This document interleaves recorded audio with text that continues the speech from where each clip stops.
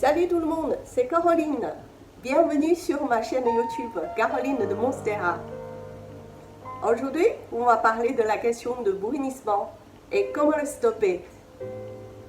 Pour commencer, examinons les causes du brunissement. La question du brunissement est assez complexe. Mais avant tout, il faut exclure le brunissement causé par la brûlure du soleil. Sinon, ça sera trop facile. Nous savons tous que la variegation blanche est due à un manque de chlorophylle chez la Monstera. Ce manque de chlorophylle rend la paroi cellulaire des feuilles beaucoup plus fragile, ce qui rend la Monstera variegata plus sujette au brunissement. C'est pourquoi l'on dit que les feuilles panachées sont plus robustes que les feuilles ayant des parties blanches sectorielles, comme ça. Je donne souvent l'exemple pour expliquer le fait qu'il y a un projet naturel chez les plantes albinos. Chez la Monstera variegata, les parties dépourvues de chlorophylle vivent aux dépens des parties vertes de la plante. C'est similaire au fonctionnement d'une entreprise. Plus l'entreprise est grande, avec de nombreux employés, plus elle peut supporter la présence de personnel non productif. En revanche, dans une petite entreprise, on est obligé de licencier les employés qui ne contribuent pas et qui coûtent de l'argent. Donc, si vous souhaitez avoir une Monstera variegata d'une extrême beauté de blancheur, il est préférable de choisir une plante plus solide qui a plusieurs feuilles. Nous aborderons cette question plus en détail dans un autre tutoriel sur comment choisir sa Monstera variegata. Il est donc important d'adopter une attitude zen dans la culture de votre Monstera. Si vous disposez déjà d'une Monstera deliciosa dite classique ou verte, vous pouvez observer des gouttelettes pendant les premiers jours suivant l'arrosage. C'est même un signe de bon fonctionnement de son système racinaire. La plante évacue le surplus d'eau après l'arrosage. Cependant, pour une Monstera variegata, il est préférable de contrôler la quantité d'eau qu'on lui donne pour éviter au maximum ces petites gouttelettes. Les gouttelettes observées après l'arrosage sont appelées cutations. La cutation est un phénomène naturel qui se produit chez certaines plantes, généralement pendant la nuit, lorsque l'humidité de l'air est élevée et que la plante a absorbé une grande quantité d'eau. La cutation se produit lorsque la pression racinaire dépasse la pression de saturation du sol et que l'eau est forcée à sortir des feuilles par des structures appelées itadodes. Lorsque trop d'eau stagne sur les parties blanches de la plante et qu'elle n'est pas évacuée rapidement, la paroi cellulaire peut être endommagée, ce qui peut entraîner un brunissement des parties blanches. Pour minimiser les risques, veillez à respecter les points suivants. Premièrement, il est important de respecter le cycle de séchage du terreau avant de réarroser votre Monstera. Un terreau constamment humide favorise le développement des bactéries anaérobies, ce qui peut causer la pourriture des racines. Ensuite, le brunissement des feuilles inévitable. Deuxièmement, l'arrosage.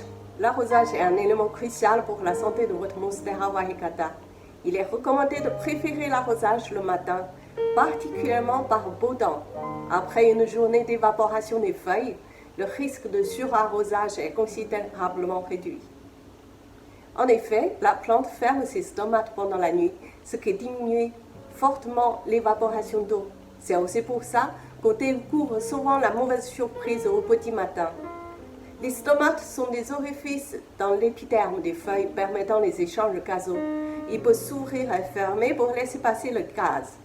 La plante ferme ses stomates la nuit et lorsque la température est trop élevée pour limiter les pertes d'eau. Quand la température est trop basse, en dessous de 18, ou que la chaleur est excessive au-dessus de 35, le métabolisme de la plante rentre dans un état de dormance. Il est alors recommandé de réduire l'arrosage et d'humidifier le terreau plutôt que de l'arroser normalement. Pour cela, vous pouvez arroser uniquement le contour du terreau. L'eau sera ensuite absorbée par capillarité jusqu'au centre du pot pour éviter que les racines ne se dessèchent. Troisièmement, le rempotage. Lorsque vous rempotez votre plante, il est conseillé de choisir un pot qui n'est pas trop grand. Si les feuilles de votre Monstera variegata sont très blanches, vous pouvez choisir un pot qui est maximum 2 tailles au-dessus de l'ancien pot. Entre autres, il est recommandé de préparer un mélange de terreau plus aéré lorsque les feuilles sont très blanches. Quatrièmement, l'hydrométrie. Si vous possédez une ou plusieurs Monstera variegata très blanches, il est important de maintenir une hydrométrie relative inférieure à 70. Une fourchette de 40 à 60% convient parfaitement pour cette plante. En revanche, si vous avez des anthuriums et des alocasia qui nécessitent une hydrométrie plus élevée, au-dessus de 70, il est recommandé de disposer d'une ventilation permanente. Dernièrement, n'oubliez pas que votre Monstera variegata est une plante tropicale et il est essentiel de lui fournir des conditions de culture qui se rapprochent de son habitat naturel pour maintenir une croissance constante et saine. Pour cela, vous pouvez consulter mon tutoriel sur l'entretien général d'une Monstera variegata. Alors, comment stopper le brunissement? Dès les premiers signes de brunissement visibles sur votre plante, il est important d'agir rapidement. Commencez par vérifier les creuses possibles, telles que: est-ce que j'ai trop arrosé ma plante? La température est-elle trop basse ou trop élevée pour ma plante? L'humidité ambiante est-elle suffisamment élevée pour ma plante? La luminosité est-elle trop faible pour ma plante? Il arrive souvent que l'on se trompe sur la cause du brunissement des feuilles.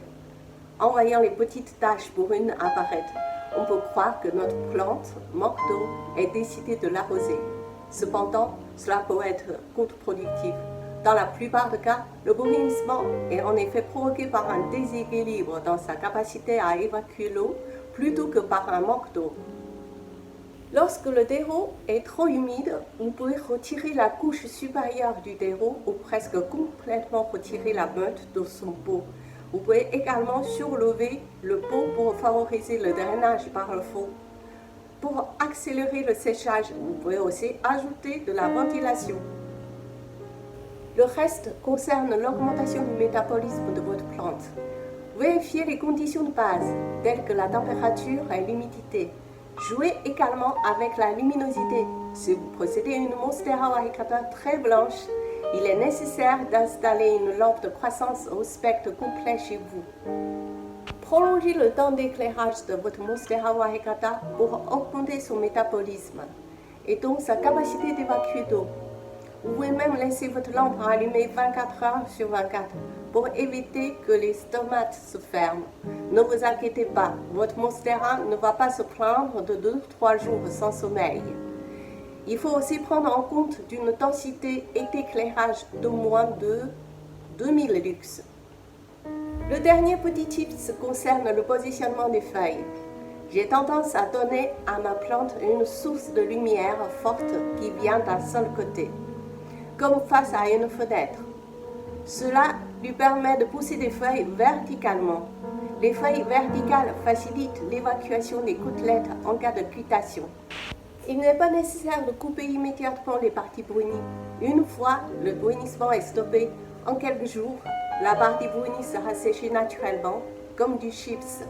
À ce moment-là, vous pouvez couper la partie endommagée pour des raisons esthétiques.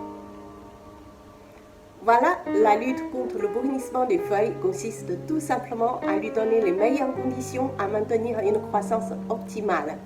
Plus votre Monstera pousse bien, avec un beau système racinaire, moins elle risque d'avoir des feuilles brunies. On est en avril, le printemps arrive. La meilleure saison de croissance arrive aussi. Dans mon prochain tuto, je vous parlerai du rempotage. J'espère que cette vidéo vous a été utile. Merci de cliquer j'aime en bas de la vidéo et abonnez-vous à ma chaîne pour être alerté de mes prochaines publications. Je vous dis à très bientôt.